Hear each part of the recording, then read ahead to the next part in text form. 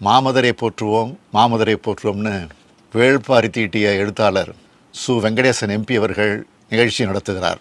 எல்லோருக்கும் அவங்க ஊர் பெருமைக்குரியது தான், போற்றுதலுக்குரியது தான். அதுலேயும் குறிப்பாக மதுரை மாநகர் என்பது பல்வேறு வரலாற்று பெருமைகளை கொண்டதுன்னு நான் அதிகம் விளக்கம் தேவையில்லை.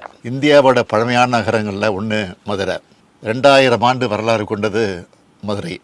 1971ஆம் ஆண்டு மதுரையைத்தான் மாநகராட்சி ஆக்கினார் அன்றைய முதலமைச்சர் தலைவர் கலைஞர் அவர்கள். அண்ணல் காந்தி அவர்கள் தன்னை அரையாடை மனிதராக மாற்றிக்கிட்ட இடமும் இந்த மதுரை தான்.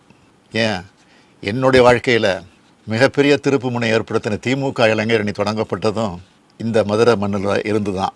இப்படி சொல்லிக்கிட்டே போகலாம். அதனால தான் பல்வேறு வரலாற்று பெருமைகளை கொண்ட நகரம்னு மதுரையை குறிப்பிட்டேன்.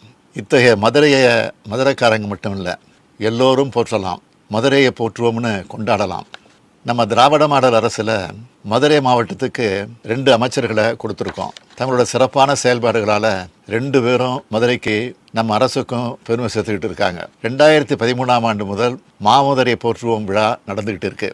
சாத்திய அகாதமி விருது பெற்ற எழுத்தாளரும் மதுரை நாடாளுமன்ற உறுப்பினருமான சு. வெங்கடேசன் அவர்களோட முயற்சியால் இது தொடங்கப்பட்டுச்சு. விழா குழு தலைவராக மதுரை தியாகராசர் குழுமத் தலைவர் திரு கருமுத்து தி. கண்ணன் அவர்களையும், விழா குழு துணைத் தலைவராக மதுரை அபராஜிதா குழுமத் தலைவர் முனைவர் பரத் கிருஷ்ணன் சங்கர் அவர்களும் கொண்டு இந்த விழாக்கள் ஆண்டுதோறும் சிறப்பாக நடந்துட்டு வந்துச்சு. வரலாற்றை போற்றுவோம், வைகையை போற்றுவோம், மதுரையை போற்றுவோம் போன்ற தலைப்புகளில் இது நடந்துகிட்டு வருது.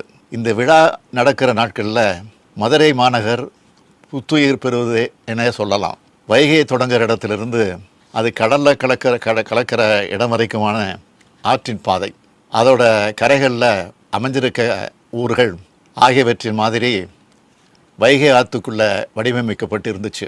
காலந்தோறும் மதுரை நகரம் மரண காட்சியை ஓவியமாகவும் மாதிரி நகரமாகவும் கண்காட்சியாக தமுக்கம் திடலில் அமைக்கப்பட்டு இருக்கும். மதுரை பிரமுகர்களோட படங்கள் காட்சிக்கு வைக்கப்பட்டிருக்கும்.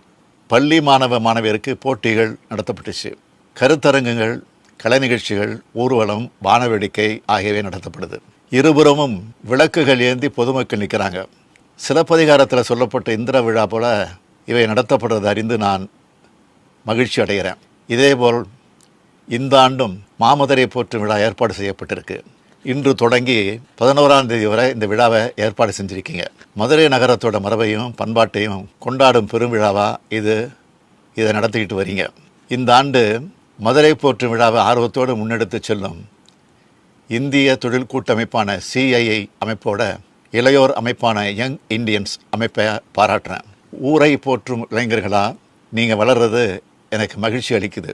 ஊரை பாதுகாக்கணும், அதன் பழமை மாறாமல் பாதுகாக்கணும். அதே நேரத்தில் நவீன வசதிகள் எல்லாத்தையும் ஏற்படுத்தியும் தரணும். பழமைக்கு பழமையாக, புதுமைக்கு புதுமையாக இளைஞர்கள் இயங்கணும். பொழுதுபோக்கு விழாவாக இல்லாமல் பண்பாட்டு திருவிழாவாக இதை நீங்கள் நடத்திட்டு வர்றது மிகுந்த மகிழ்ச்சி அளிக்குது. தமிழ்மொழி, தமிழினம் என்ற பெருமையும் பெருமிதமும் உள்ளவர்களாக எதிர்கால தலைமுறை வளரணும். இது போன்ற விழாக்கள் கூட்டுறவு எண்ணத்தையும் ஒருங்கிணைந்து செயல்படணுன்ற உணர்வையும் உருவாக்கும். சாதி மத வேறுபாடுகளுக்கு இடமளிக்காமல் இது போன்ற பண்பாட்டு விழாக்களை எல்லோரும் கொண்டாடணும். மனிதநேயம் போற்றுவோம், மக்கள் ஒற்றுமை போற்றுவோம் என்ற அடிப்படையில் இது போன்ற விழாக்கள் மாநிலம் முழுக்க நடைபெறட்டும்னு கேட்டு விடைபெறுகிறேன்.